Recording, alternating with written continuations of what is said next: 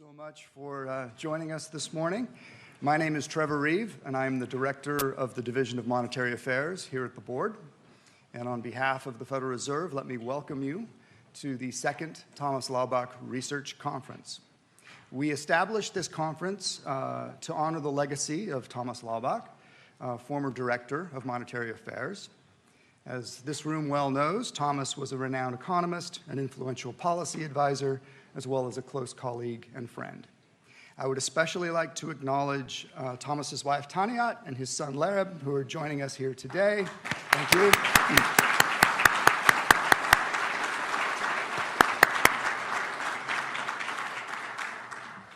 This year's conference is a key element of the Federal Reserve's ongoing review of its monetary policy framework. And that is highly appropriate for this conference, given that Thomas played a critical role in the Fed's first framework review in 2019 and 2020. The research presented and discussed over the course of today and tomorrow will help inform the FOMC's discussions as the committee considers potential changes to its monetary policy strategy and communications. And we have the vast majority of the FOMC sitting right over here today. Let me extend our great appreciation to the paper authors, discussants, and panelists for investing their time and energy and sharing their insights with us. And let me thank all of you in attendance for contributing to what I'm sure will be a very engaging and productive conference.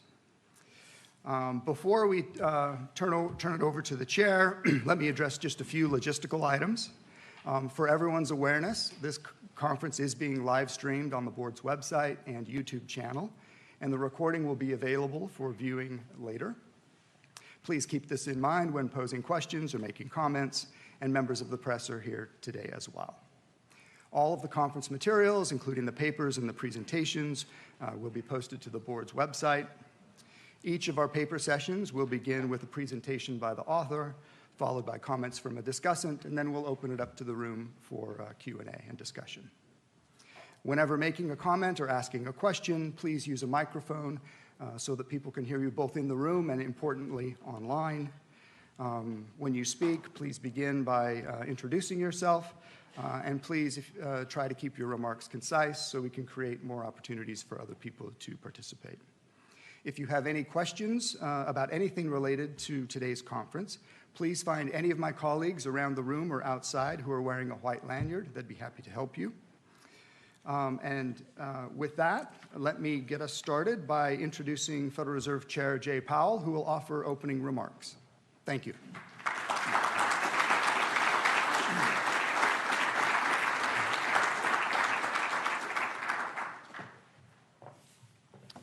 Thank you, Trevor, and good morning. I'd like to add my welcome to everyone. Thanks for being here.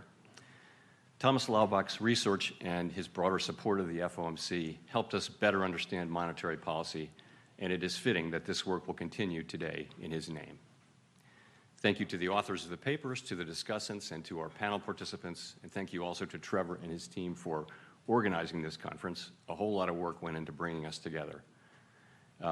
As in our last review, the 2025 review consists of three key elements: this conference, Fed Listens events at the reserve banks around the country, and policymaker discussions and deliberations supported by staff analysis at a series of FOMC meetings.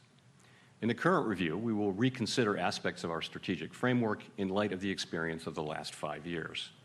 We will also consider possible enhancements to the committee's policy communication tools regarding forecasts, uncertainty, and risks. In 2012, the FOMC first codified our monetary policy framework in a document entitled The Statement on Longer-Run Goals and Monetary Policy Strategy, which we refer to as the Consensus Statement. The language in the opening paragraph, which has never changed, articulates our commitment to fulfilling our congressional mandate and to explaining clearly what we're doing and why. That clarity reduces uncertainty, improves the effectiveness of our policy, and enhances transparency and accountability. As chair, Ben Bernanke led the committee through the creation of that initial consensus statement, adopting a 2% inflation target and outlining our approach to achieving our congressionally assigned dual mandate. The framework laid out in that document broadly aligned with best practices for a flexible inflation targeting central bank. The structure of the economy evolves over time, and monetary policymakers' strategies, tools, and communications need to evolve with it. The challenges presented by the Great Depression differ from those of the Great Inflation and the Great Moderation, which in turn differ from the ones we face today. A framework should be robust to a broad range of conditions, but also needs to be updated periodically as the economy and our understanding of it evolve. From 2012 to 2018, the FOMC voted at each January meeting to reaffirm the consensus statement, in most years without substantive changes.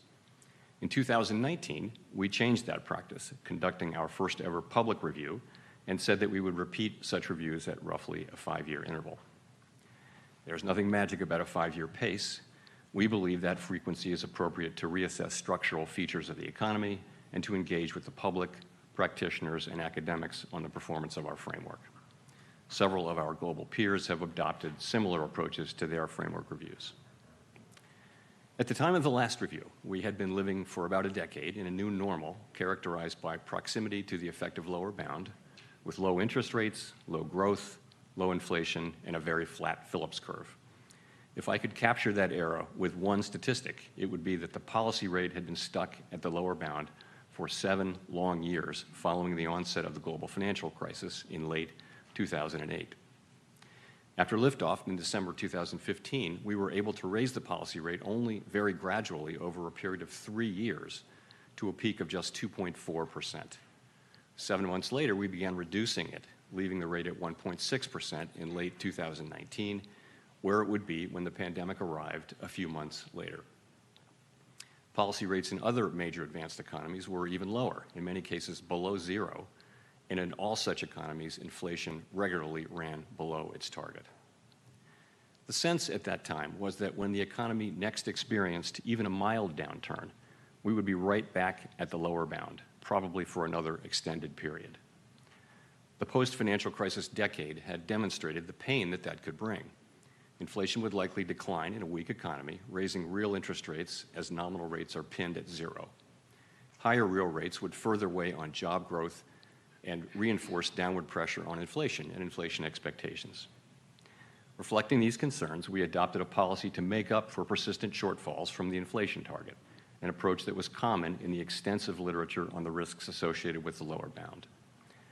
Given the downside risks to employment and inflation from proximity to the lower bound, and the need to anchor longer-term inflation expectations at 2%, we said that following periods in which inflation has been running persistently below 2%, we would likely aim to achieve inflation moderately above 2% for some time. We also concluded that policy decisions would be informed by assessments of shortfalls rather than deviations from maximum employment. The change to shortfalls was not a commitment to permanently forswear preemption or to ignore labor market tightness. Rather, it signaled that apparent labor market tightness would not, in isolation, be enough to trigger a policy response, unless the committee believed that, if left unchecked, it would lead to unwelcome inflationary pressure. This change reflected our experience with long expansions that featured historically low unemployment amid low and stable inflation, suggesting that a policy approach that carefully probed for the maximum level of employment could bring about the benefits of a strong labor market without risking price stability.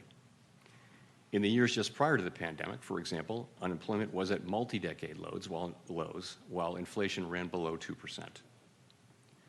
By December 2019, estimates of the longer-run unemployment rate had fallen sharply. The use of shortfalls acknowledged that a combination of low inflation and low unemployment does not necessarily pose an adverse trade-off for monetary policy. The economic conditions that brought us close to the lower bound and drove the changes in our consensus statement were thought to be rooted in slow-moving global factors that were likely to persist for an extended period, at least until our next 5-year review. And that might well have been the case had the pandemic not intervened. The idea of an intentional moderate overshoot proved irrelevant to our policy discussions and has remained so through today. There was nothing intentional or moderate about the global inflation that arrived a few months after we announced our changes to the consensus statement, and I acknowledged as much publicly in December 2021. We fell back on the rest of the framework, which called for traditional inflation targeting. Through the end of 2021, FOMC participants continued to forecast that inflation was likely to subside fairly quickly in 2022 with only a moderate increase in our policy rate. That projection was consistent with other central banks with different frameworks and the vast majority of forecasters. When the evidence showed otherwise, we hiked 525 basis points over a period of 16 months. The most recent data suggests that 12-month PCE inflation was 2.2% in April, far below its 7.2% peak in 2022. And in a welcome and historically unusual result, as this room knows, this disinflation has come without the sharp increase in unemployment that has often accompanied a campaign of rate hikes to reduce inflation. The economic environment has changed significantly since 2020, and our review will reflect our assessment of those changes. Longer-term interest rates are a good deal higher now, driven largely by real rates, given the stability of longer-term inflation expectations. Many estimates of the longer-run level of the policy rate have risen, including those in the Summary of Economic Projections. Higher real rates may also reflect the possibility that inflation could be more volatile going forward than during the inter-crisis period of the 2010s. We may be entering a period of more frequent and potentially more persistent supply shocks, a difficult challenge for the economy and for central banks. While our policy rate is currently well above the lower bound, in recent decades we have cut the rate by about 500 basis points when the economy is in recession. Although getting stuck at the lower bound is no longer the base case, it is only prudent that the framework continue to address that risk. While the framework must evolve, some elements of it are timeless. Policymakers emerged from the Great Inflation with a clear understanding that it was essential to anchor inflation expectations at an appropriately low level. During the Great Moderation, well-anchored inflation expectations allowed us to provide policy support to employment without risking destabilizing inflation. Since the Great Inflation, the U.S. economy has had 3 of its 4 longest expansions on record. Anchored expectations played a key role in facilitating these expansions. More recently, without that anchor, it would not have been possible to achieve a roughly 5 percentage point disinflation without a spike in unemployment. Keeping longer-run inflation expectations anchored was a driving force behind establishing the 2% target in the 2012 framework. Maintaining that anchor was a major consideration behind the changes in 2020. Anchored expectations are critical to everything we do, and we remain fully committed to the 2% target today. In the current review, the committee is engaged in discussions about what we have learned from the experience of the past 5 years. We plan to complete consideration of specific changes to the consensus statement in coming months. We're paying particular attention to the 2020 changes as we consider discrete but important updates reflecting what we have learned about the economy and the way those changes were interpreted by the public. In our discussions so far, participants have indicated that they thought it would be appropriate to reconsider the language around shortfalls. And at our meeting last week, we had a similar take on average inflation targeting. We will ensure that our new consensus statement is robust to a wide range of economic environments and developments. In addition to revising the consensus statement, we will also consider potential enhancements to our formal policy communications, particularly regarding the role of forecasts and uncertainty. As we have been reviewing assessments of the 2020 framework and of policy decisions in recent years, a common observation is the need for clear communications as complex events unfold. While academics and market participants generally have viewed the FOMC communications as effective, there is always room for improvement. Indeed, clear communication is an issue even in relatively placid times. A critical question is how to foster a broader understanding of the uncertainty that the economy generally faces. In periods with larger, more frequent, or more disparate shocks, effective communication requires that we convey the uncertainty that surrounds our understanding of the economy and the outlook. We will examine ways to improve along that dimension as we move forward. So let me end by saying thank you again for being here. We've been looking forward to this. All of us have been looking forward to being with you today and having these conversations that will occur over the next 2 days. These discussions will help broaden and deepen our thinking about these issues, and they're critical to the success of these reviews. Thank you very much.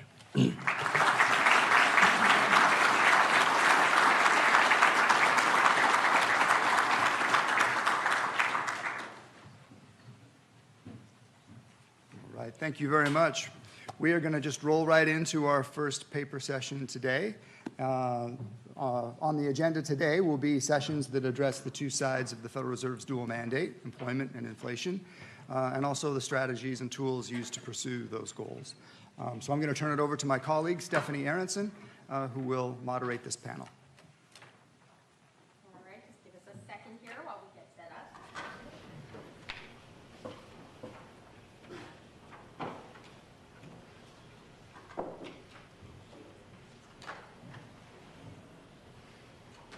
All right, great to see everyone here this morning. I'm super excited to be kicking off the session. I'm Stephanie Aronson. I'm a Senior Associate Director in the Division of Research and Statistics. And I was told that I could say a few words about why our first session is important. But the title of the first session, I think, pretty much speaks for itself. The labor market and maximum employment. It gets right to the heart of the Fed's dual mandate. So enough said about that. I think I'm also just going to take a very quick moment to introduce our two panelists. So our presenter is Aishul Shahin. She's a professor of economics and public affairs at Princeton University. And since we're here at this system conference, I'm also going to note that for many years she was our esteemed colleague at the New York Fed as a research economist there. Her work focuses on macro labor issues, including measuring maximum employment and unemployment, and labor force participation dynamics, which makes her a great person to get the session started. Our discussant, thank you, is Eric Hurst, although I suspect everyone could hear me, right? Never a problem. Our discussant is Eric Hurst. Eric is the Roman Family Distinguished Service Professor of Economics at the University of Chicago's Booth School of Business, and his work lies at the intersection of macroeconomics, labor economics, and urban economics. He's worked on issues near and dear to my heart, like the decline in male labor force participation and welfare losses stemming from gender and racial discrimination. So I think with that said, Aishul is going to get us started. And you'll have 30 minutes. Finish at 8:20. Thank you for the invitation to this exciting event. I would like to see my slides if possible. Okay. My job here is to start our discussion on the employment side of the mandate, to define, measure maximum employment, and link it to price stability. As you can imagine, it's not an easy task, because while the FOMC set a clear target and linked that target to a specific indicator on the price stability side, the maximum employment mandate remains relatively ambiguous. And you can see it here in this paragraph that I took from Longer Run Goals and Monetary Policy Strategy. So this statement is going to be my guide throughout my presentation today. So I'm going to go over key aspects of this definition, the broad-based and inclusive side of it, being not directly measurable, changing over time due to monetary factors, and its assessment depending on shortfalls from maximum employment, which is based on an analysis of a wide range of indicators. And while doing so, I'm going to use an approach that I found useful over the years to connect directly to each aspect of this definition. So this is a flow approach that I'm going to bring in. As articulated nicely in an older paper by Blanchard and Diamond, the flow approach brings in additional accuracy and richness to understanding of the labor market. And as a result, it provides us a unified framework to be able to put together this wide range of indicators. An example I'm going to give you is going to be talking about unemployment and participation dynamics to highlight the common and distinct forces that shape both of them. And the second is it directly connects to the underlying labor market mechanism. Job finding and job loss are inherently subject to different frictions, and it's going to help me to identify these frictions. In addition, the non-monetary factors that make it harder to specify a certain level for any indicator will be better understood by using this approach, which is going to connect us to the price stability mandate. Moreover, we are able to distinguish the mechanisms, distinct or common, that will help us support a broad-based and inclusive goal. Having said that, even though I started by saying there is not a clear metric or measure, I want to start thinking about employment to population ratio as a key measure of progress towards maximum employment. Employment to population ratio is governed by two key forces. As we enter a recovery, it starts recovering because unemployment rate starts going down. On top of it, we might get some increase through the participation margin. And this simple identity tells me that since changes in participation is moderated by something that's very close to 1, changes in participation will be more important even than changes in unemployment in shaping employment to population ratio. And if you go back to 1940 to 1970 period, the second term was not very operative. In that case, it was appropriate to think about a full employment-unemployment rate as suggested by Bob Hall in 1971. However, things got more complicated starting in the 70s, and this margin starting to be more active. And the difficulty arose especially when we faced the recovery following, this very slow recovery following the Great Recession and the pandemic, while we were trying to evaluate cyclical improvement in participation while we were facing a downward trend coming from the demographic structure in the economy. So how do I then think about what I should be expecting from this second margin? How do I think about participation improvements? The prevailing narrative goes back to Perry and Ocon in 1970s. The idea is based on the observation that the participation rate is mildly procyclical. So discouraged workers leave the labor force during recessions, and they wait on the sidelines and enter when the economy recovers. So this discouraged worker narrative is important because it makes us shift our focus to entry of marginalized groups as the economy recovers from a recession. So I want to now look at this mechanism in light of the flow approach and see how important it is, or whether this is the main mechanism that drives the cyclical pressures on the participation rate. For that, I want to go back to the household survey, and I want to divide individuals into 3 labor market states. You can do this using many more states as well. That would be helpful, but probably will not change the figure that much because we have tried that. So you can think about people in the labor force as employed and unemployed, and the others are non-participating. And you can see the unemployment, even though it's our main focus almost all the time, as a stock itself is very small. But it still accounts for a lot of the turnover and job finding and job loss in the economy. So the first thing to notice, which is going to be useful for our discussion about vacancies as well, the churn in the economy is way bigger than net changes in the economy. So if there are changes in turnover in the economy, some of the indicators will tell us different things, so we have to think about their impact.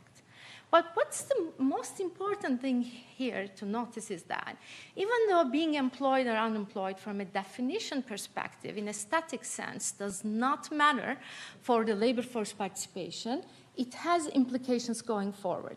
Because an unemployed individual is about 10 times more likely to leave the labor force. So this mechanism I will refer to as the participation cycle. So it's not labor force entry and exit, but it's about employment stability that's going to drive this participation cycle. And let's look at how big it is. So now I'm looking at each recessionary period, and I'm decomposing the changes in the participation rate, which is the black line, into entry and exit components and the participation cycle. Obviously, I cannot do this if I look at a static framework. We rely on, for this, we rely on a dynamic decomposition that I built with my co-author, Bart Hobain, over the years. So when somebody loses their job and becomes unemployed, going forward, this puts downward pressure on the participation rate. And since considerations for maximum employment is forward-looking, this is an important channel that we should be thinking about. So the black line has been going up, obviously. We know female labor force participation, baby boomers, and then it starts going down. And the difficulty is then to evaluate where are the cyclical pressures. And as you can see, entry and exit behaves the exact opposite of what the prevailing narrative tells me. We see that it's actually pushing participation up early in recessions as entrants enter through unemployment and exits stop because people tend to increase their search intensity. But the component that's directly related to job finding and job loss that moves people within the labor force is unmistakably pro-cyclical. And interestingly, even though the recovery from the COVID recession was way faster than the recovery following the Great Recession, the dynamics are very similar in both cases. So moving on to this idea, but what about the unemployment rate? Because now we link job finding and job loss to participation pressures. What about the unemployment rate? We all know that job finding and job loss are very important, but given this unified framework, I could actually look at the determinants, the flow origins of the unemployment rate as well. And as you can see, the red one, job finding and job loss, are again the most important drivers. It's about 2/3 of the fluctuations in unemployment. But interestingly, in this case, opposite of the prevailing narrative, the entry and exit actually amplifies fluctuations in the unemployment rate. One interesting thing going back to economic mechanisms, as you know, the unemployment rate went up from 3.4% to 4.2%, and there was a fear that this was the signal of an impending recession. But if you actually look at flow origins of this, unlike previous recessions where job finding and job loss margin created this stark increase, contributed starkly, there was no such increase in what I refer to as the soft landing period. So this tells us that it's not only the increases in the unemployment rate, but the flow origins are also important to evaluate what to expect from that. So now that I have these cyclical components, I can go back and look at the importance of unemployment and participation cycles and see how they are evolving over time. So I'll take the same equation and I will look at the cyclical evolution. So this gives me my favorite indicators, the unemployment cycle, because the recession opens a hole in the economy. And then we try to get out of that hole, increase employment, by reducing the unemployment rate and by creating employment stability through the participation margin. So the participation part is really important. It's at least 2/3 of the upward pressures in employment coming from that margin. But what's important for real-time policy considerations is that it lags. It lags around 9 months.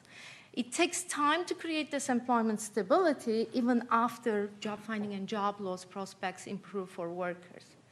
And one thought I had before looking at this was the participation recovery was very slow after the Great Recession because it was a very slow recovery.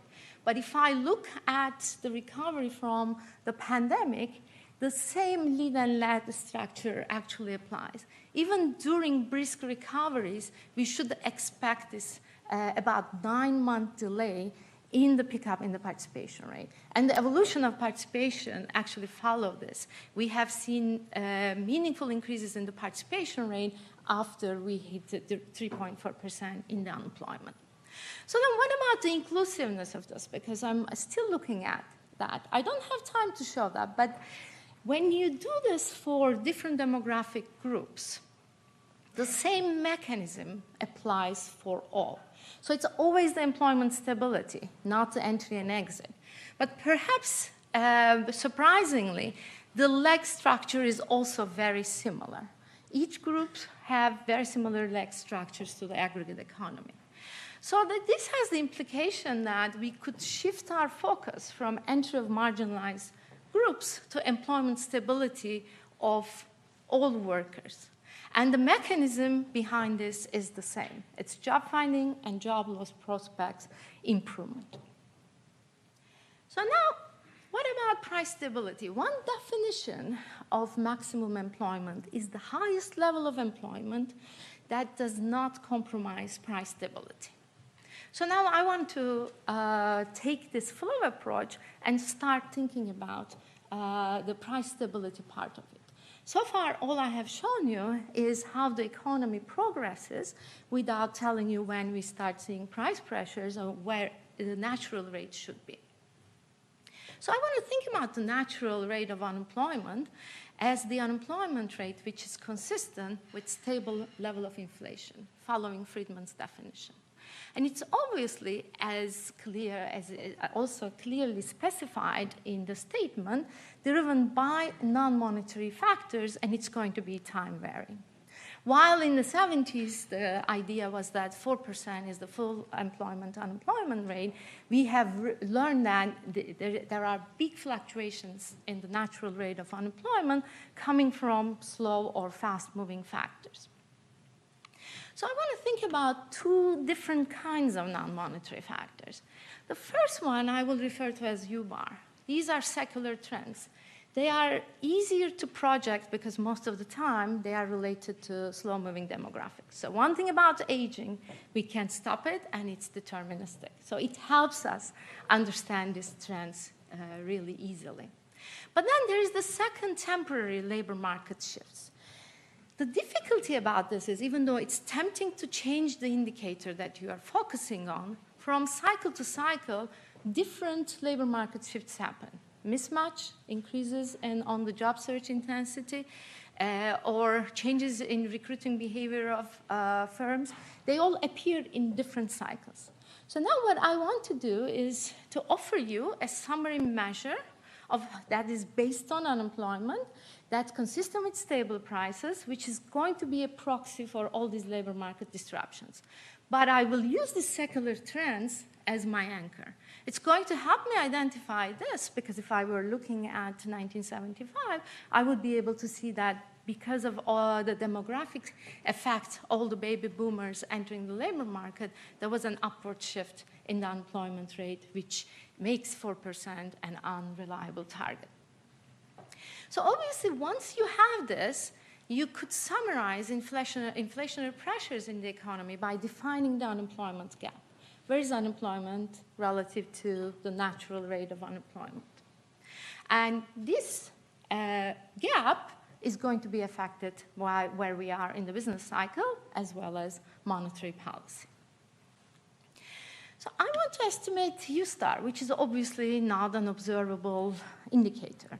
But what's observable is my anchor U-bar. And you could also think of it being consistent with the long-run projections in the S&P that Chair Powell just shown us. So I want to do this in the context of a new Keynesian Phillips curve, which allows me to have a forward-looking view of inflation.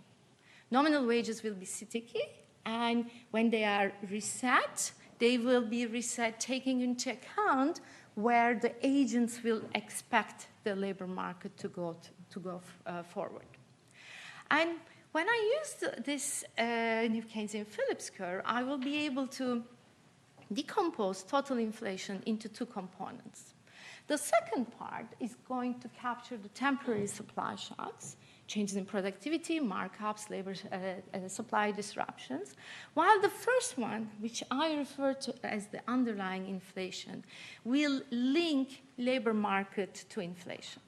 The first component, obviously, is inflation expectations, long-run inflation expectations, but the second part will take this unemployment gap and moderate it through the slope of the Phillips curve. And this kappa obviously will be an important parameter. But what I want to take away from this is it's not only the contemporaneous output gap that matters, it's also the expectations about future unemployment gaps that's going to be a determinant of inflation. So we're going to estimate the natural rate of unemployment following the seminal work of Thomas Laubach in 2001. We are going to bring in the flow-based measure of the trend unemployment rate, median CPI, 5 different measures of labor compensation, and inflation expectations will tell me 2 things. One is how anchored they are in the long run. That's an important part of underlying inflation. And the second is how they vary in the short run, which is going to reflect what people expect for the unemployment gap to be in the future. So these will be enough for me to identify the natural rate along with the underlying component of inflation. So this is the natural rate of unemployment in black, but let me first anchor you with the red line, which is the secular trend. And as I mentioned, there was a big increase in secular trend, and this mostly follows the demographic structure of the US labor market, as well as the increase in female labor force participation. And currently, it's pretty much around the level that the longer run projections of the SCP is at the median SCP is at 4.2%. But what's more important for price stability is these increases in the natural rate. As you see in the Great Recession, there was an increase. And we discussed a lot what are these factors. And mismatch recruiting intensity, UI extensions, house luck, these were all explanations that came up. And our model, even though it's agnostic on the sources, is picking up this disruption. But it's not big enough to create a big decline in the unemployment gap, which is still remaining very high for a very long time because of the persistent unemployment rate. When we look at the pandemic, there was even a bigger increase to around 7%, which only subsided slowly. This time, factors are different. This is related to increase on the job search intensity. It's related to increases in reservation wages and extension of unemployment insurance benefits early on. But this also coincided with a brisk recovery in the unemployment rate, which brought the unemployment gap to negative very early on during recovery. And it became an important driver of the underlying inflation. So you can see the CPI in dashed lines, and pi star is the long-run inflation expectations. But the underlying inflation, that's the part driven by current and future labor market conditions, has started to pick up earlier, and it has been relatively persistent. And it still remains elevated, accounting for the remaining of the inflation that we are currently seeing above the 2% target. And also, I can give you an estimate of the supply shocks on the right-hand side. You can see that the big swings are driven by this, while the persistent component is related to the labor market. So what about disinflation? Because when we try to think about the relationship between unemployment and inflation, we often want to change our slack indicator, or we often want to change the slope indicator. But here, what I'm doing is I'm just using this forward-looking way of looking at inflation, and I'm only using a single slope. But the soft landing episode makes it harder to reconcile what has happened, because we have seen a substantial disinflation with very minimal increase in the unemployment rate. So if you look at this period, both in terms of CPI and underlying inflation, as well as a summary measure of wage inflation extracted from 5 different measures, bulk of the disinflation happened between 2022 Q2 and 2024 Q2. And after that, disinflation slowed down. If you look at expectations of unemployment from professional forecasters, that's on the left-hand side, that's when they started expecting unemployment rate to go up. And in the survey of consumer expectations, a Michigan survey, the fraction of households that expected unemployment rate to be higher also increased.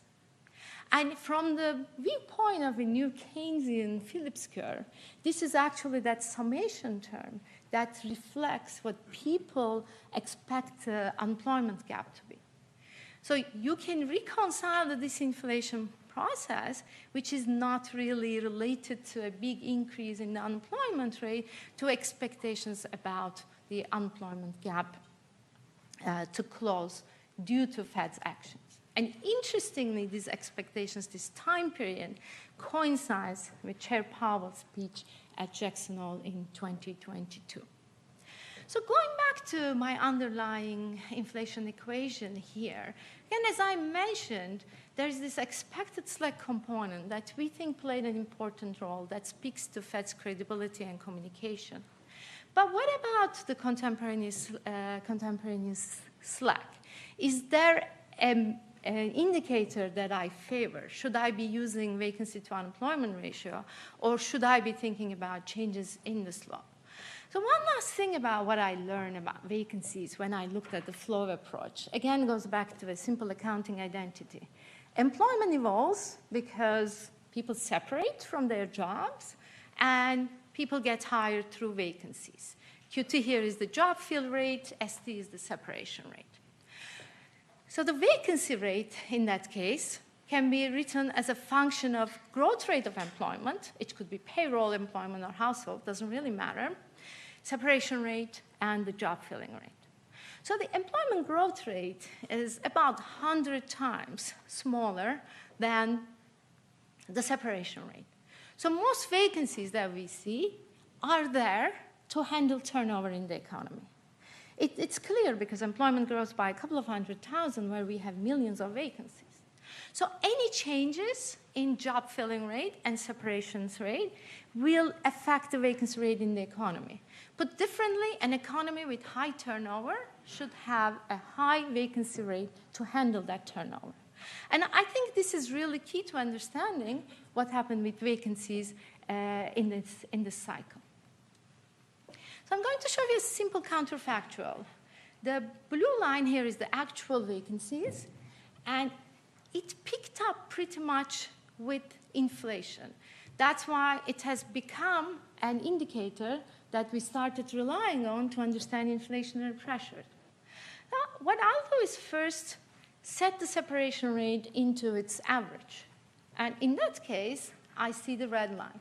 So it's typically not very important, but you can see that during this time period, separations, especially quits, increased so much that they contributed to vacancies.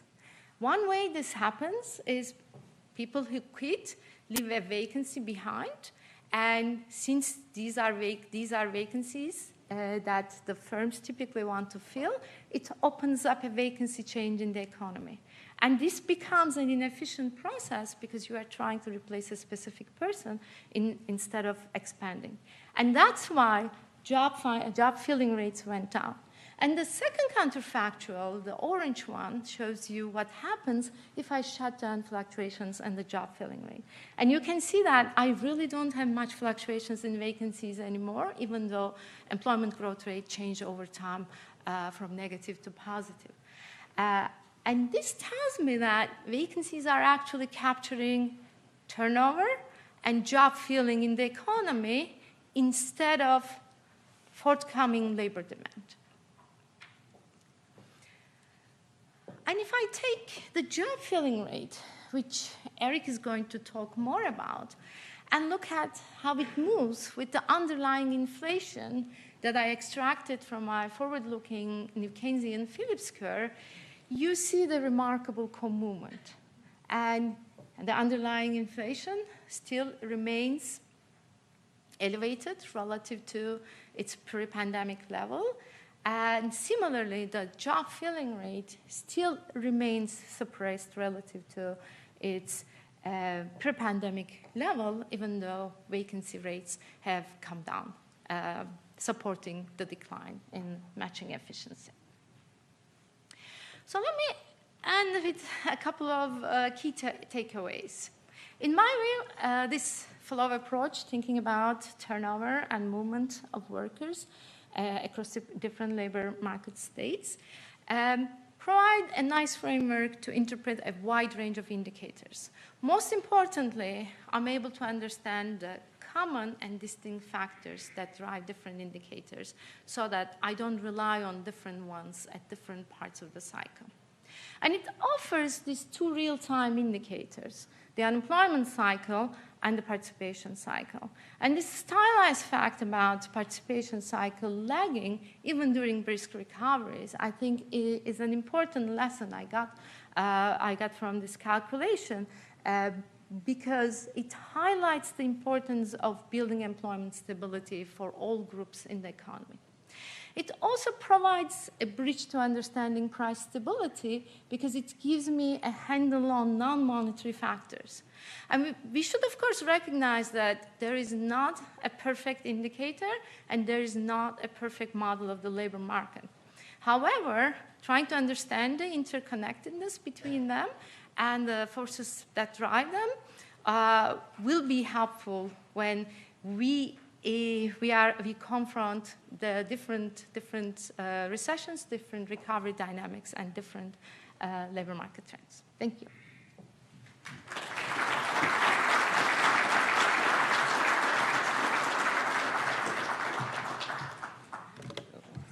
Thank you. I'm going to, there's more extra slides there that we didn't get to see. I'm going to take part of Aysegül's comments as a launching off point to talk about a little bit more on the last point she was talking about how useful the vacancy to unemployment rate is in terms of focusing on tightness in the labor market. And so I'm going to start with a comment that Aysegül had in her paper, which is basically, a lot of us in the macro labor literature have kind of come to from different angles, the conclusion that the vacancy to unemployment rate, we should be cautious about using that as a measure of future wage and price pressures. Now, on the other side, a lot of New Keynesian people have been putting this as the anchor of their models or modifying models of Phillips curves to try to put the vacancy to unemployment rate in. And so what is that tension between kind of the New Keynesian approach and what the macro labor people have been thinking about? And so I want to do that by focusing on another flow that Aysegül alluded to, but I want to flush it out a little bit more. How much churn in the labor market is occurring among the unemployed relative to how much churn is coming from unemployment into employment.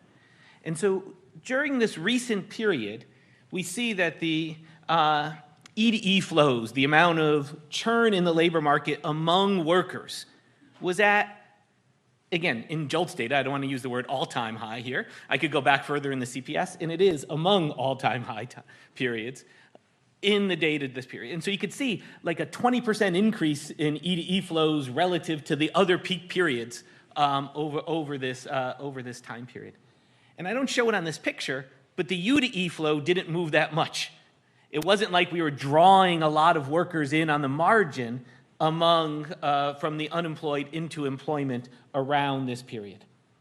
And so is there something in the information between the E to E flows relative to U to E flows that could potentially be important about underlying shocks that are hitting the economy, and then moreover, how those shocks might propagate through future wage and price pressure?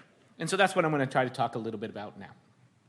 So what are some of the stories that people have put forth of why you're getting churn in the labor market relative to drawing people in on the margins? And so I'm going to give you 3 stories. We could probably think of a couple more as well. One of which is there's sectoral productivity shifts. In particular, some sectors get more productive during this time period relative to other sectors. People are going to migrate from the unproductive sectors to the productive sectors. That's going to have a flavor of a regular productivity shock that we would have in our model. You would get some wage increases and potential price increases coming from the fact that people are doing churn if some sectors are more productive than others. Aysegül, she didn't even mention it, has some separate work about amenity shifts in the labor market during this time period. Work from home, and if work from home is an amenity, that actually puts downward pressure on wages because people are going to be compensated in ways that are not monetary and potentially downward pressure on inflationary prices, inflation going forward. So if the churn is coming from work from home, we might not be worried about future wage and price pressure. And then there's a third story, which I'm going to spend a little bit more time on the next slide, is that there's an inherent identification problem with inflation and vacancies per se, in the sense that the inflation itself could cause churn in the labor market. In models with nominal wage rigidities, when inflation comes, real wages fall, and then you might get workers resorting to try to escape their nominal wage rigidity. And the data during this period, and I'll kind of allude to some of it, kind of showed stories 2 and 3 might be more important than story 1 during this type of period. So let me just kind of mention that third story a little bit more in depth. This kind of stuff that I've been working on with Hassan Afrouzi and Andres Drenik and Andres Blanco in a paper we have called, A Theory of How Workers Keep Up with Inflation. It's a very literal title. But in that, it was really just what happens when you shock an economy with inflation in a general model of labor flows with nominal wage rigidities. And in that model, as I said before, real wages fall. Churn is going to occur in the labor market as people are going to try to escape their nominal wage rigidity. That's going to create an incentive for firms to post more vacancies. There's lots of workers churning. You're going to get vacancy durations going up as people are going to be wanting to find a job quicker, so the job finding rate's going to increase, the job filling rate is going to fall. You're going to see lots of patterns we have in the data that don't result from any other underlying labor market shock except the inflation itself. Now, we know the inflation is not exogenous. It was caused by stuff. But even in that narrow kind of component, in that partial equilibrium sense, that's where the identification comes from. And I'm going to show you that identification problem is going to be more severe in periods when we think aggregate supply shocks are going on. And so my second comment is going to be, can we use these labor market flows to potentially learn about the underlying labor market shocks in the economy? So this is a picture I show, and I'm going to flesh it out a little bit more in the next few slides. So this is the vacancy to unemployment rate in the United States going back to 1950. So up to 2000s, it is JOLTS data. Prior to 2000s, it is the help wanted ads, from the newspapers. And you will see that there are 8 spikes over the 1950 to 2024 period in the vacancy to unemployment rate. 4 of those spikes are going to look like traditional hot labor market moving along a beverage curve kind of stories. During these periods, the unemployment rate was falling sharply as the vacancy rate was rising. During this period, nothing else was interesting was going on in inflation. It kind of looks like the story that when we want to put these vacancy to unemployment rates in our new Keynesian models, this kind of looks like what they're trying to capture during those periods. But there's 4 other periods: 1974, 1979, 1951, and the current pandemic period, where the vacancy to unemployment rate was at relatively high levels. The unemployment rate moved somewhat during this period, but not a huge amount during these down periods. But yet, the inflation rate was relatively high. And so what I'm going to do next is I'm just going to try to correlate in a very simple way whether shifts in Phillips curves, which we usually think occur when supply shocks are around, are correlated with shifts in beverage curves when the vacancy to unemployment rate is going up, holding the unemployment rate constant. Now, my Phillips curve I'm running here is not going to pass the new Keynesian test in any sort of way. I'm not including any inflation expectations or such. I'm just going to correlate the inflation rate on unemployment and unemployment squared. I want to get a little nonlinearity in there as well. I'm going to take the residuals from that regression. I'm going to do the same thing with the beverage curve. I'm going to take the vacancy to unemployment rate, run it on the unemployment rate and the unemployment rate squared, take the residuals of those regressions. And I'm going to ask the question, are those residuals correlated? And then the second question, can we get supply shock potentially aggregate supply shocks potentially driving some of that correlation? Here's the correlation in those residuals in the data. What you could see, again, on the x-axis, I'm doing this 2 periods. Again, my limited New Keynesian knowledge knows that there were periods when the Phillips curve was steep or something like that. So I'm breaking it into a 1950 to 1989 period and then a total period. It doesn't matter on the period. That's all I'm trying to convey here. And what you can see is the periods when the high Phillips curve residuals, or basically high inflation conditional on unemployment, are correlated with high vacancy to unemployment rates conditional on the unemployment rate. In those periods in the upper right quadrant of these graphs are all 1950, 1974, 1979, and this picture doesn't have, but if I included it through the pandemic periods would be in there as well. Now I'm going to do something, again, very simple. I'm going to ask if I project some measure of supply shocks, and again, a very naive measure of supply shocks, just oil price movements on as a potential driver of the inflation. Again, I'm going to driver is a strong word, correlate of the inflation, and ask if I isolate the variation in inflation that is coming from oil price movements, do we still see this relationship? And the answer is yes. So what I'm basically showing you now is just the regression of those residuals on each other, where I instrument in the second column for the inflation with the oil price movements. And these numbers are kind of big. These are basically saying like a 10% movement in the inflation rate moves the vacancy to unemployment rate by about 0.2 percentage points, depending on the columns you're going through. The average vacancy to unemployment rate is about 0.65. So these are kind of big movements in the unemployment rate, in the vacancy to unemployment rate over time here. So there's some periods of time where the vacancy to unemployment rate might be picking up something else relative to our notion of a hot labor market going forward. Okay, 5 minutes, I'm almost done. So what I'm going to do in my last few minutes is going to ask one last thing, and again, this will be relatively quick. Okay, so there's certain types of flows that might be informative of shocks. In particular, E to E flows relative to U to E flows might be some moment we could look at to get a sense of the churn in the labor market by drawing new people in. The third comment is going to be, can we use other types of moments, and particularly the wage data itself, to help us learn about the underlying shocks? And again, this picture has been around now in our discourse among policy and academics for a little while, but in real time, it is something we might have looked at a little bit more. This is the real wages from the Atlanta Fed, just for the CPS data. I just downloaded from the Atlanta Fed wage tracker index. The median wage in the United States, they had nominal. I just deflated by the CPI. Started in 2016, ran this forward. And what you could see is during this period of time, when the vacancy to unemployment rate was going up quite sharply, real wages were falling. And if you take a look at where real wages are today for the median worker, it is not too far where they were at the beginning of the inflation period. They fell and they've rebounded, but they're rebounding back to kind of the levels they were at the start of the inflation. And yet, real wages have a trend.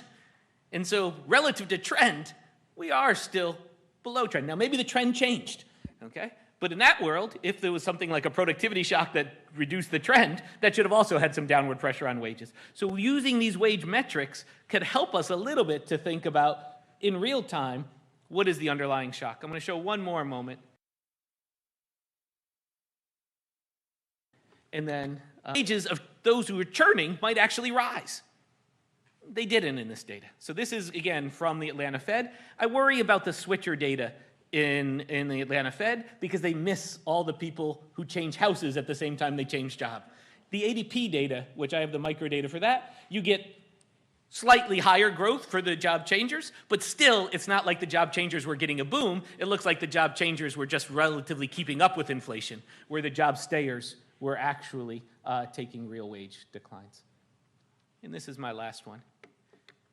The sectoral data also provides us some information of potential underlying shocks. The story of sector reallocation, you might see flows moving from one sector towards another sector in the data. Here, I mean, again, using a combination of JOLTS and the Atlanta Fed data, you could see there is variation across sectors.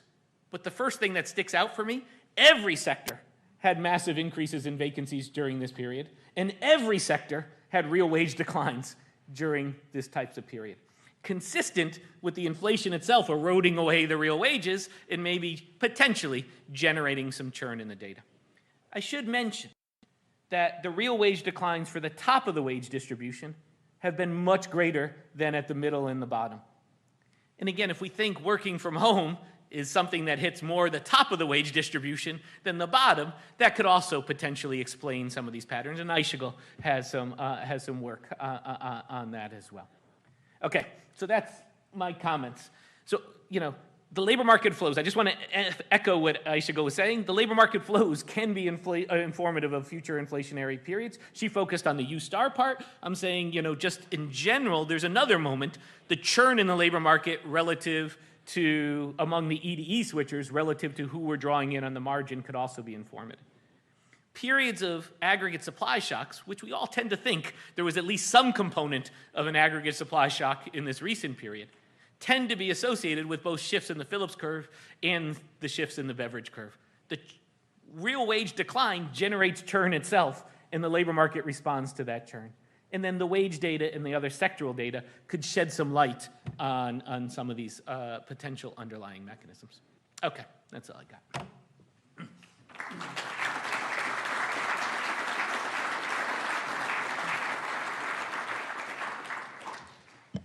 Okay, so now we have 30 minutes for Q&A, and since this is the first Q&A session, I'm just going to lay out a few rules about how this is going to go. To make sure we hear from a wide range of people at the start, I'm only going to let people ask one question. If there's time at the end and no one is asking questions and you have a second one, we can come back to that. Also, I have a reminder that we're not going to be taking questions today from the esteemed members of the press who have joined us here. There are microphones in the room, so before you ask your question, make sure that you've received a microphone. And although it doesn't say this in my instructions, I actually think it would be nice if you introduced yourself before you ask your question so we can all hear from who's asking the questions.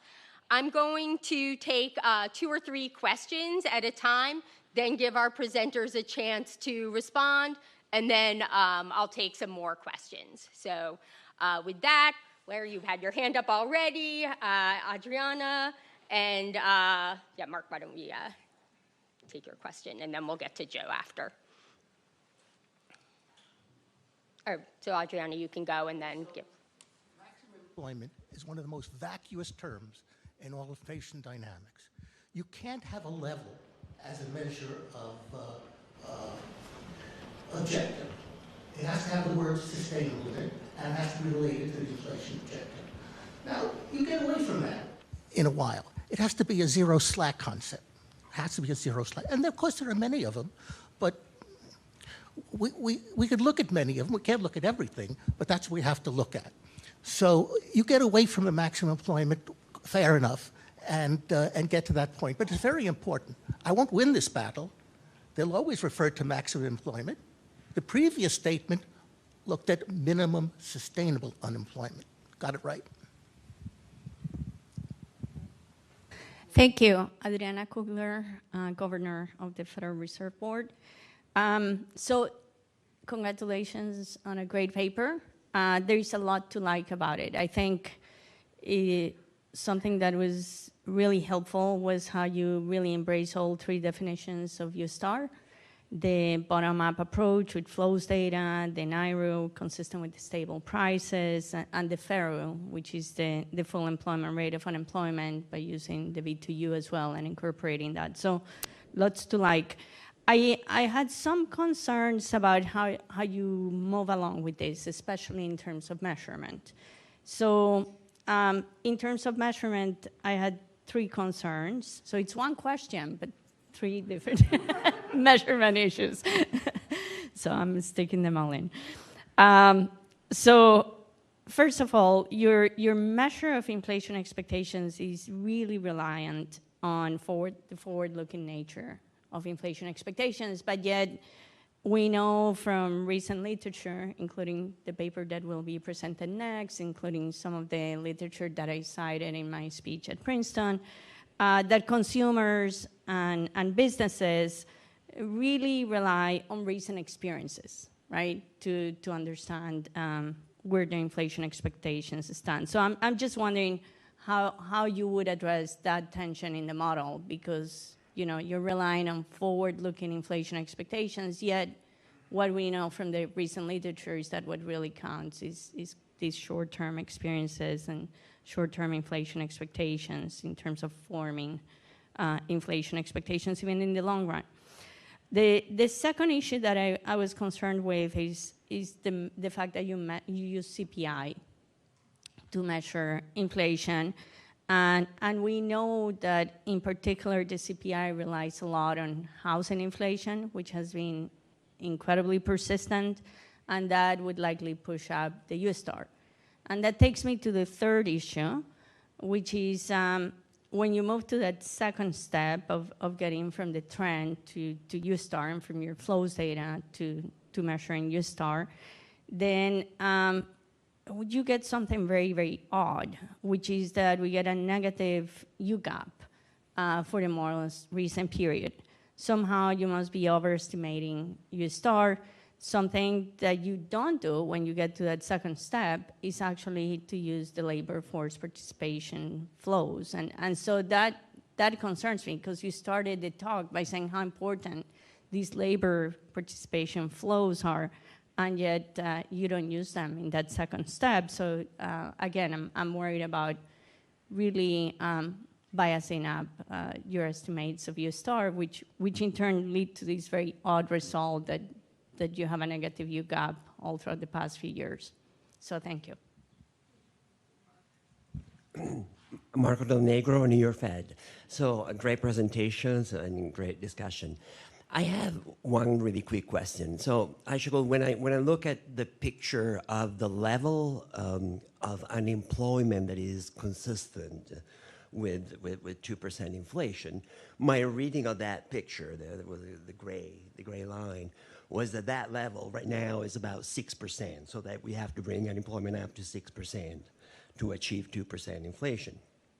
And the gist of Eric's presentation was, as my reading, very different. And in particular, the picture on the real wage suggests that the labor market and the real wages are still below trend, so that the labor market is not that hot. And I find it hard to reconcile the two stories. I wonder if you can help me. Thank you. Okay, yeah, let's turn to the panelists now. Okay, first of all, Larry, in terms of maximum employment, I think it's a holistic definition, and that's what I try to reflect. But one thing I try to do is how far you can go by just thinking about job loss and job finding that are main drivers of the unemployment rate, and I use unemployment as my aggregate proxy for those forces by showing that even though we tend to think of participation as additional slack, it doesn't necessarily have to be that way when we think about the cyclical pressures on it. And I think I totally agree with your statement, but one issue with declaring a full unemployment level is obviously the ongoing trends. Adriana, a couple of comments. First of all, we use short-term inflation expectations along with long-term inflation expectations as well, and they are the reason why we are seeing the U-star elevated. We have tried different measures of inflation. I think what the model is interpreting as the remaining persistent inflation is it's related to what we are seeing in the labor market. And one thing Eric showed is what happened to real wages, and you have seen that they actually started going up after this time period. And in terms of Marco's question, no, it doesn't mean that we have to increase unemployment to 6%, because as I have shown, the future component, the determination that we will reduce inflation even if unemployment has to go up to 6% was behind the disinflationary process. So in that case, When you look at when the inflation progress stalled, it was when those expectations of hard landing actually declined. So that's the connection that I see. But I've shown you that job fill rate, matching efficiency, those indicators are still looking different in the labor market, and our indicator is picking that up. But I want to emphasize that the 6% does not really mean that we need unemployment at 6% to see inflation at 2%. It's just a proxy measure that's telling us that there's a persistent component of inflation that's driven by what we are seeing in the labor market. Thank you. I'm just going to say one more part to Marco's question. You know, when we see the real wages today, I show relative to trend, and it does look like there's a gap. But there's an implicit assumption in there of what is trend and where things are. That part I get a little bit more, uncomfortable with, in the sense maybe the trend had fallen during this period. So you need a little bit more structure in order to do relative to trend stuff. Now, at the same point, there is a work from home component that might be an amenity that does show up in wages that could also be floating around, which does complicate that inference a little bit more. I just want to end back, though, to where we started, that, both shocks and future responses is going to be a function of supply and demands in Allmark. And so focusing only on the quantities without the price, it seems like we're throwing away information. And so I just want us to be thinking that the price also has some information in it as well. And it doesn't look like the labor market is overly hot by any sort of these measures. Now, the question of how far below trend we are, that, I need a little bit more structure with some assumptions in order to make that conclusion.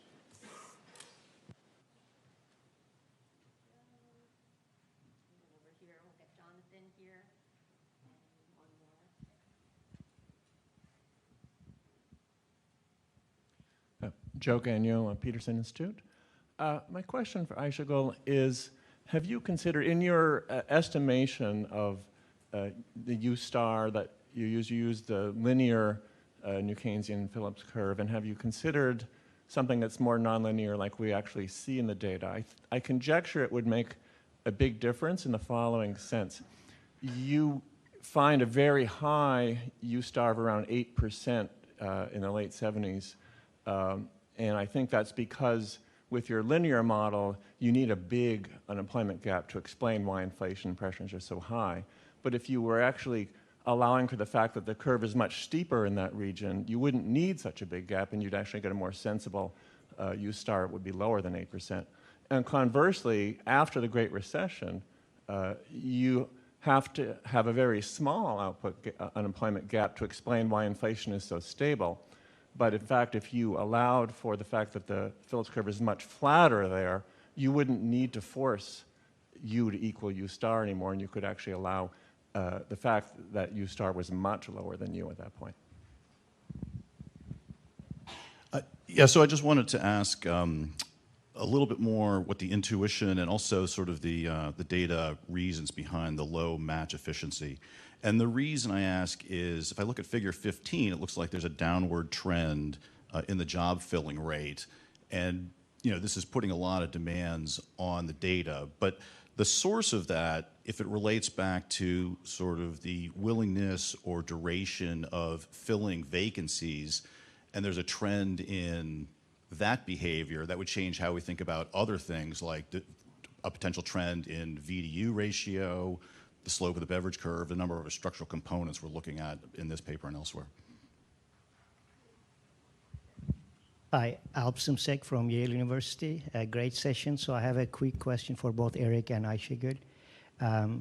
I really like the mechanism Eric presented, that inflation induces people to leave their jobs to get higher wages. But if I think about that mechanism, I would expect it to show up in a higher quits rate. And while quits have increased in the recent cycle, Ayşegül showed us a decomposition exercise that if you kept quits at historical rates, vacancy to unemployment ratio would be a little lower, but not much. So I was wondering if you could help us understand quantitatively how much the mechanism Eric described contributed to the vacancy to unemployment in the recent cycle.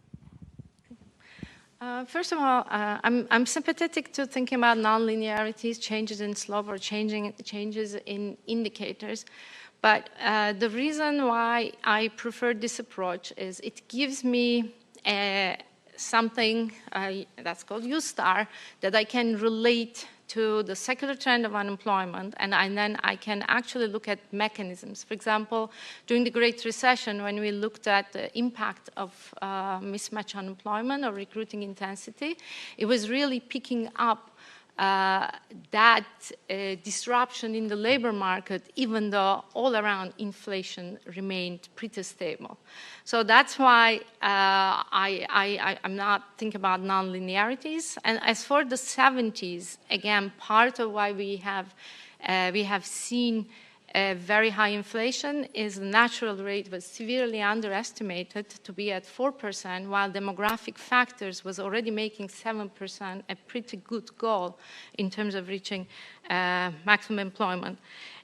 Low matching efficiency, I mean, obviously we have looked into the details of this, and this also relates to Alp's question. So from a simple decomposition perspective, the impact of separations was small, but its composition shifted towards quits. And quits left vacancies. And those are called replacement vacancies, and they became more important over time in the US economy. And replacement hiring is less efficient. You take your time to think about how to replace someone who left because they produce a certain good or service that you want to make sure you can fill in. So that's one of the reasons why we are seeing this decline in matching efficiency. And this is the link between turnover and job filling rate that we started to recently appreciate. Replacement hires and expansionary hires are very different. And the initial time period where people were looking for remote job opportunities or they were looking for jobs to reset wages created a big vacancy chain.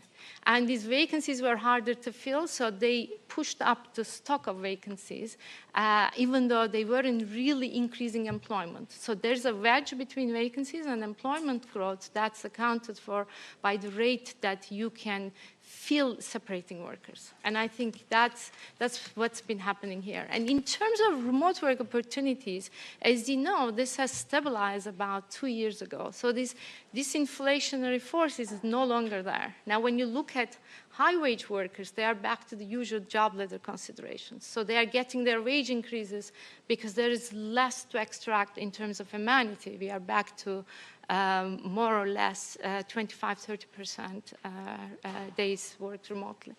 Thank you. I just wanted to add one thing to Alp's comment. The quit rate was at a historic highs as well, also by about 20%. So the quit rate and the vacancy rate tracked each other extremely closely over the cycle.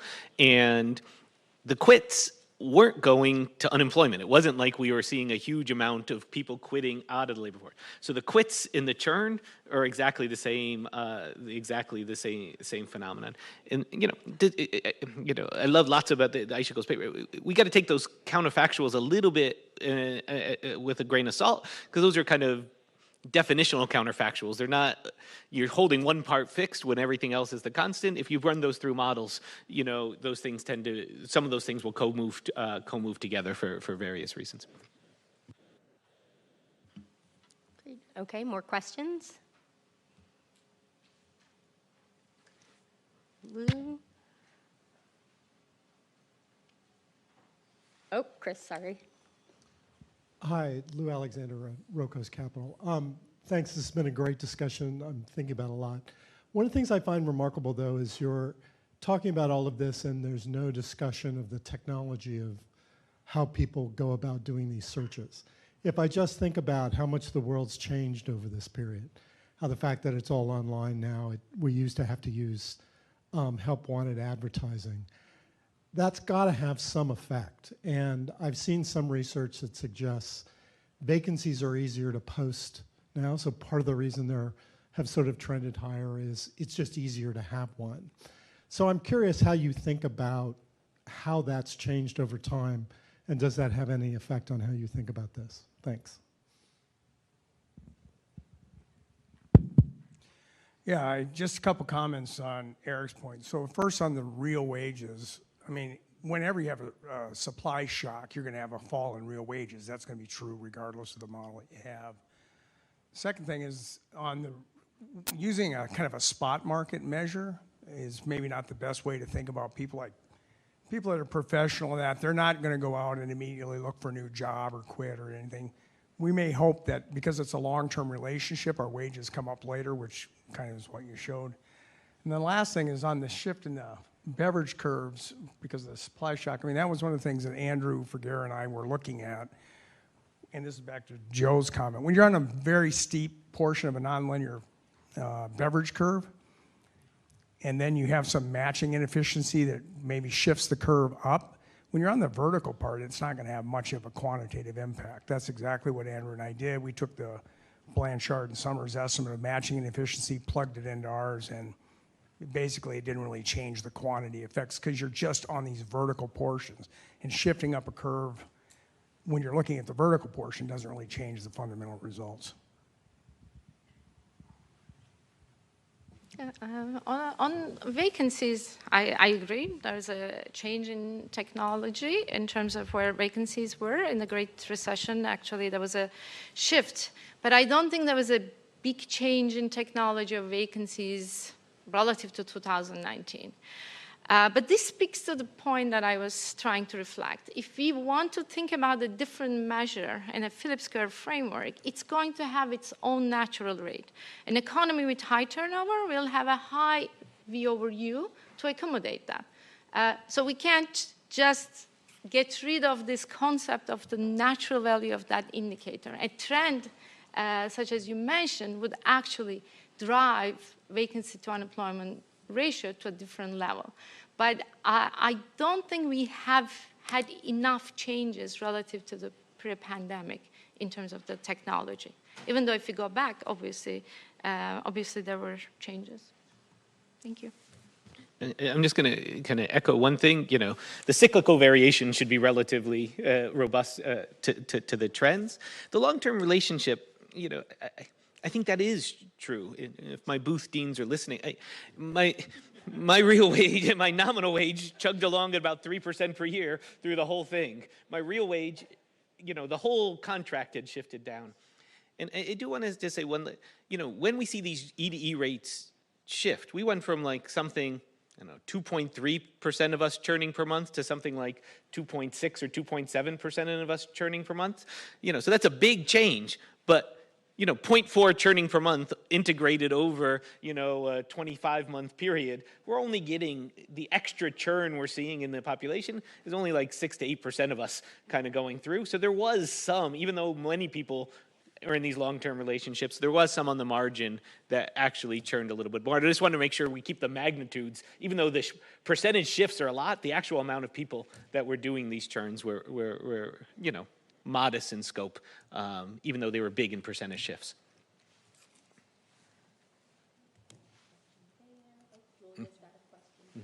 Yes, Lorenzo Giorgiani from Tudor.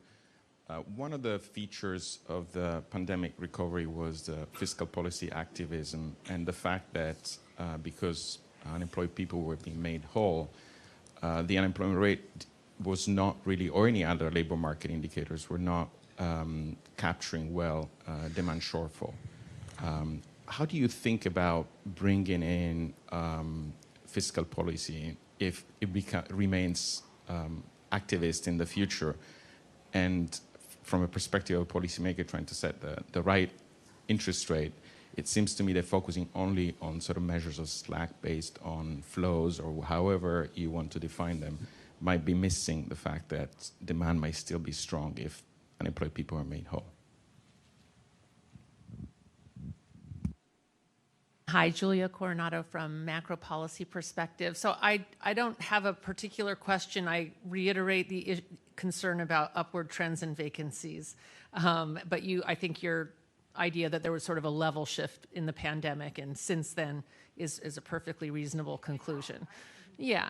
But I just want to say that I love this work. I love this work and the discussion. I think it's incredibly valuable to connect the mandates and think about the dynamics of the labor market in a way that can be measured in real time. This could be so, so valuable for Fed communication and understandable by the public. So congratulations on this work. I love it all, and I love this discussion, and I think this is really important advancement.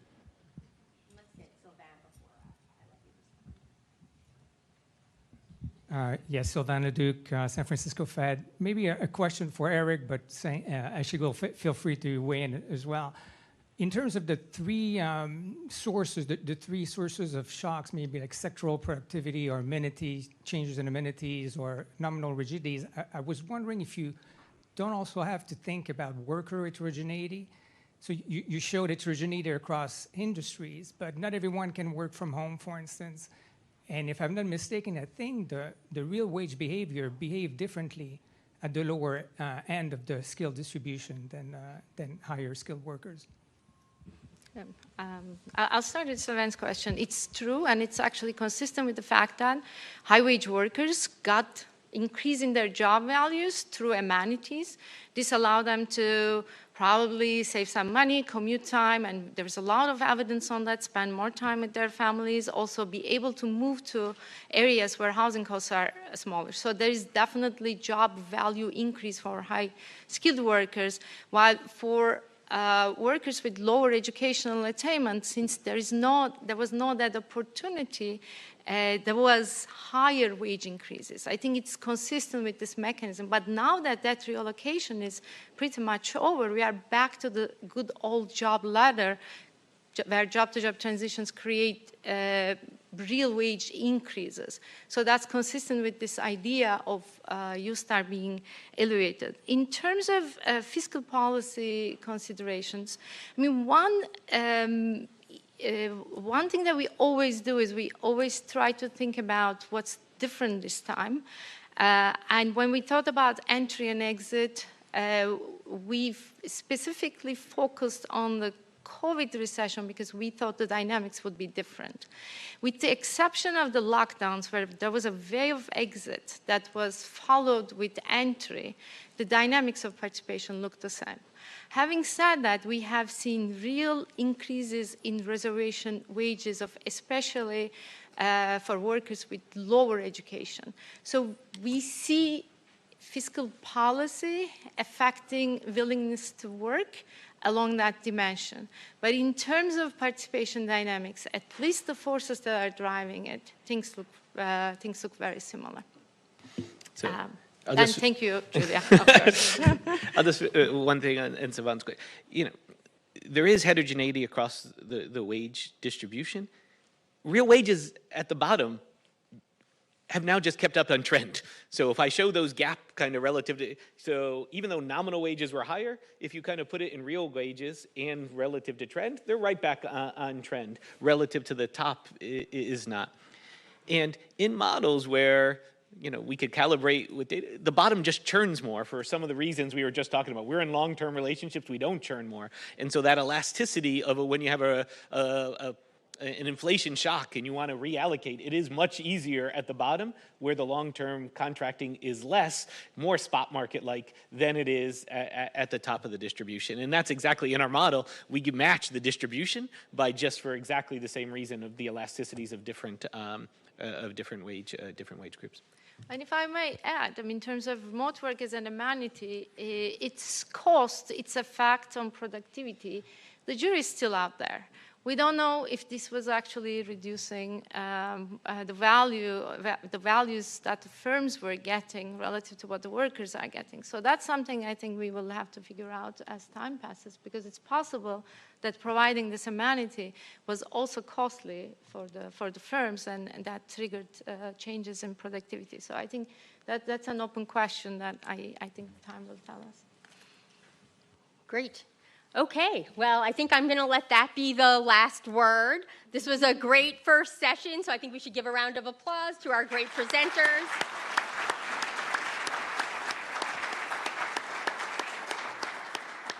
and we're now going to have a half-hour break.